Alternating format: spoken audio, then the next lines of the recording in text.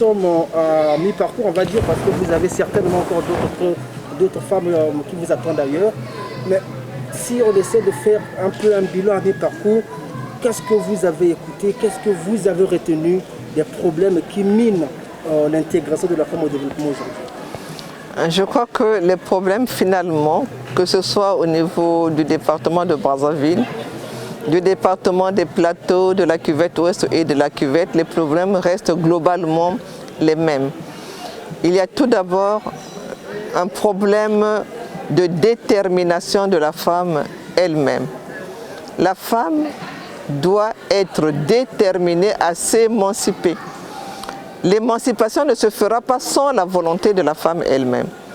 Et pour cela, la femme doit consentir certains sacrifices qui partiront par exemple de la poursuite de sa scolarité jusqu'à un niveau donné, qui partiront de l'acceptation même de partir de sa famille, de laisser le mari, les enfants pour aller poursuivre une formation professionnelle, qui partiront de la nécessité de se débarrasser de certaines coutumes qui sont rétrogrades pour se lancer dans des activités ou même dans le champ politique.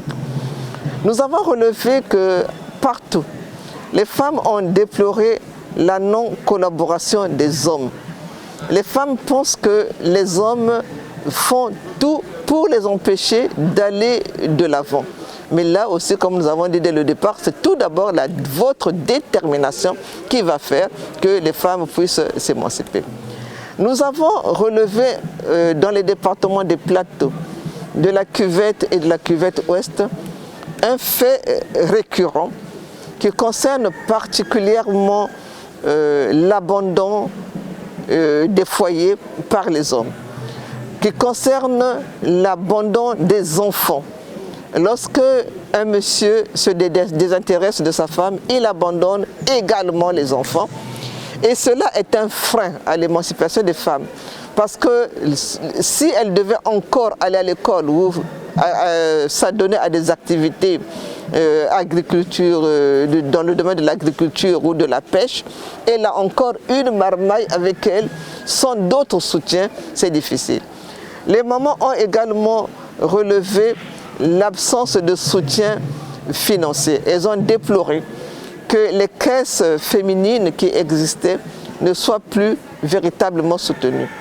Les mamans ont également, surtout ici dans la cuvette, insisté sur la nécessité de sensibiliser les femmes, les sensibiliser sur leurs droits et les sensibiliser également sur les possibilités que le gouvernement offre en matière, par exemple, d'agriculture ou de formation complémentaire. Donc, à mi-parcours, on peut donc dire que le bilan est très, très positif. Et nous avons eu vraiment des échanges à bâton rompu. Les femmes ont pu s'exprimer dans la langue qu'elles estimaient la meilleure pour se faire comprendre. Et nous sommes là à la fin. En ce moment même, la même activité se déroule dans le Quilou. Demain, ça sera à Pointe-Noire et les jours qui viennent dans la Bouenza, dans le Niari et dans le Poul. Très bien. Merci. Merci.